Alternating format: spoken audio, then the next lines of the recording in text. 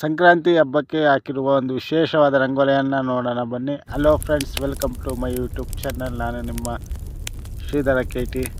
ಮೊದಲನೇದಾಗಿ ಸ್ಟಾರ್ಟ್ ಮಾಡೋದಾದರೆ ನಮ್ಮ ಮನೆಯಿಂದನೇ ಸ್ಟಾರ್ಟ್ ಮಾಡೋಣ. ನಮ್ಮ ಮನೆಯ ಒಂದು ರಂಗೋಲಿಯನ್ನು ನಾವು ನೋಡೋಣ. ಇದು ನಮ್ಮ ಮನೆಯ ಕಾಂಪೌಂಡ್ ಮುಂದೆ ಹಾಕಿರೋ ರಂಗೋಲಿ. ಇದು ಸಹ ನಮ್ಮ ಮನೆಯ ರಂಗೋಲಿನೇ. ಹಾಗೆ ಇದು ಬಂದ್ಬಿಟ್ಟು ಮಕರ ಸಂಕ್ರಾಂತಿ ಹಬ್ಬದ ಶುಭಾಶಯಗಳನ್ನು ಹೇಳುತ್ತಾ ರಂಗೋಲಿಗಳನ್ನು ಒಂದೊಂದಾಗಿ ನೋಡೋಣ ಬನ್ನಿ. ಈ ಹಳ್ಳಿಗಳಲ್ಲಿ ಪ್ರತಿ ಹಬ್ಬದಲ್ಲಿ ವಿಶೇಷವಾದ ರಂಗೋಲಿ ಹಾಕ್ತಾ ಇರ್ತಾರೆ ಮನೆ ಮುಂದ್ಗಡೆ. ಈ ರಂಗೋಲಿನ ಬರೀ ನೋಡುವುದಲ್ಲ, ಈ ರಂಗೋಲಿಗಳಲ್ಲಿ ಯಾವ ರಂಗೋಲಿ ಅತ್ಯುತ್ತಮವಾಗಿದೆ ಎಂದು ಕಾಮೆಂಟ್ ಮುಖಾಂತರ ತಿಳಿಸಬೇಕಾಗಿದೆ. ತಪ್ಪದೆ ಕಮೆಂಟ್ ಮುಖಾಂತರ ತಿಳಿಸಿ, ಹಾಗೂ ಲೈಕ್ ಮಾಡೋದನ್ನು ಮಾತ್ರ ಮರಿಬೇಡಿ, ಹಾಗೂ ಸಬ್ಸ್ಕ್ರೈಬ್ ಮಾಡಿ ನನ್ನ ಚಾನಲ್ಗೆ.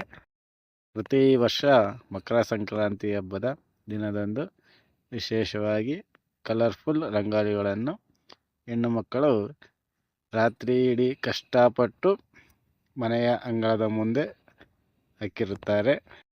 ಯಾವ ರಂಗೋಲಿ ಚೆನ್ನಾಗಿದೆಯೋ ಆ ರಂಗೋಲಿಯ ನಂಬರನ್ನು ಕಾಮೆಂಟ್ ಮಾಡಿ, ಹಾಗೂ ನಿಮ್ಮ ಅಭಿಪ್ರಾಯಗಳನ್ನು ಹಂಚಿಕೊಳ್ಳಿ.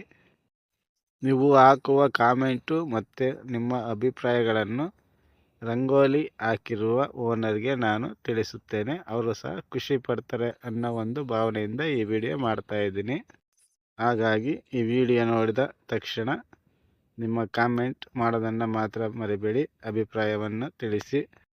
ಹಾಗೆ ನಿಮ್ಮೂರಲ್ಲಿ ಯಾವ ರೀತಿ ರಂಗೋಲಿ ಹಾಕ್ತೀರಾ, ಪೂಜೆಗೆ ಏನೇನು ಇಡ್ತೀರಾ, ಯಾವ ರೀತಿ ಪೂಜೆ ಮಾಡ್ತೀರಾ ಅನ್ನೋದನ್ನು ಸಹ ಕಾಮೆಂಟ್ನಲ್ಲಿ ಹೇಳ್ಬೋದಾಗಿದೆ.